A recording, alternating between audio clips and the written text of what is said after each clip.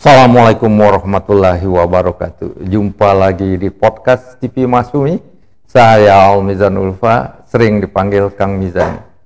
Saudara, saya kira kata-kata Danantara itu terus berdengung ya, terus menggiang didengar telinga kita dan dibicarakan di berbagai media. Dan umumnya ya, nada tone dari pembicaraan itu adalah negatif ya. Nah, kita ketahui semuanya, sering dibicarakan banyak bahwa Danantara itu singkatan dari Daya Anagata Nusantara dan Danantara, dan dibentuk berdasarkan Undang-Undang Nomor 2 Tahun 2025 tentang BUMN, revisi ketiga Undang-Undang BUMN. Nah, ini yang menarik ya, kalau prinsip undang-undang itu undang-undangnya baru diciptakan untuk mencapai ya kegiatan-kegiatan yang akan datang. Nah, ini kalau Danantara ini barangnya itu udah disiapkan, baru dibuat undang-undang. Nah, ini agak kalau menurut teori-teori undang-undang ini sebenarnya banyak konflik kepentingan ya. Kemudian yang menarik lagi ya, walaupun uang negara yang dikelola oleh Danantara ini, tapi Danantara ini bukan BUMN dan bukan juga penyelenggara negara. Ini agak nyeleneh dan ini mungkin bisa digugat di Mahkamah Konstitusi. Uang negara yang dikelola, uang BUMN yang dikelola, uang APBN yang disuntikan kalau jadi nanti, tapi dikatakan bukan penyelenggara negara. Ini bisa nanti di judicial review kan.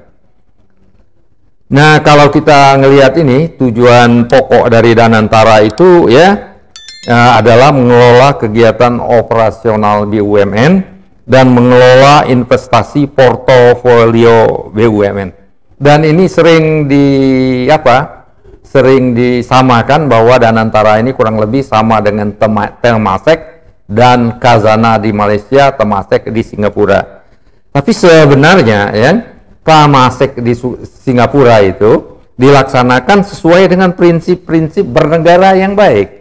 Negara itu tugas utamanya bukan berdagang, bukan berinvestasi, tapi menyelenggarakan kegiatan-kegiatan publik, kegiatan untuk melayani rakyat, untuk menjaga keamanan dan ketertiban, menjaga kedaulatan negara, memberikan bantuan sosial, dan lain-lain. Uangnya dari mana? Uangnya terutama dari pajak. Jadi pemerintah itu bukan tujuannya berdagang. Kalau di sini kesannya kita berdagang.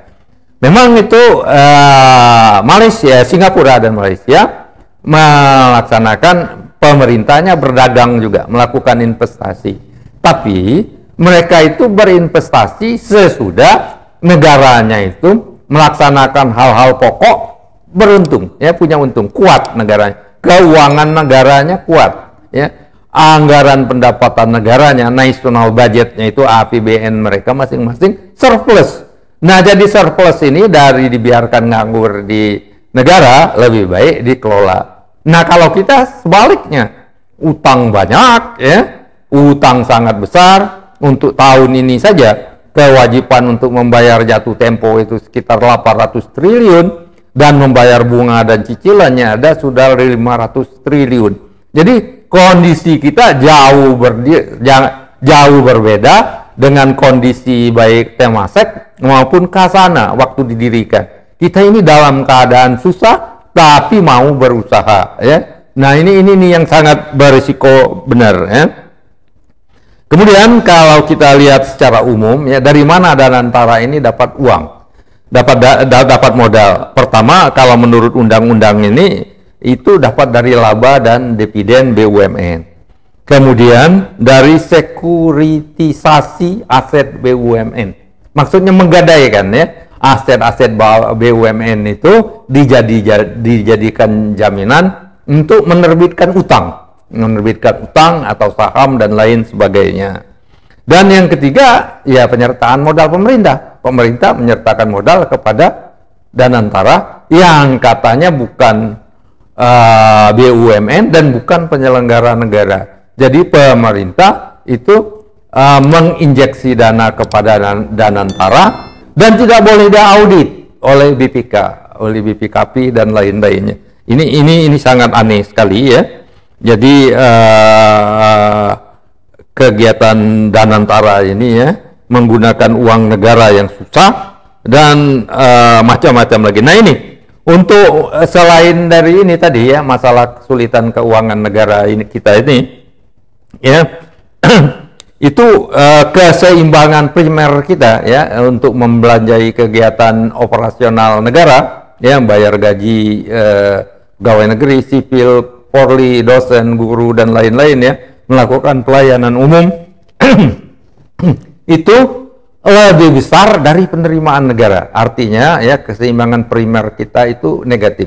Jadi untuk menyelenggarakan kegiatan pemerintah secara normal ya secara biasa itu kita tidak uangnya kurang, sudah utang.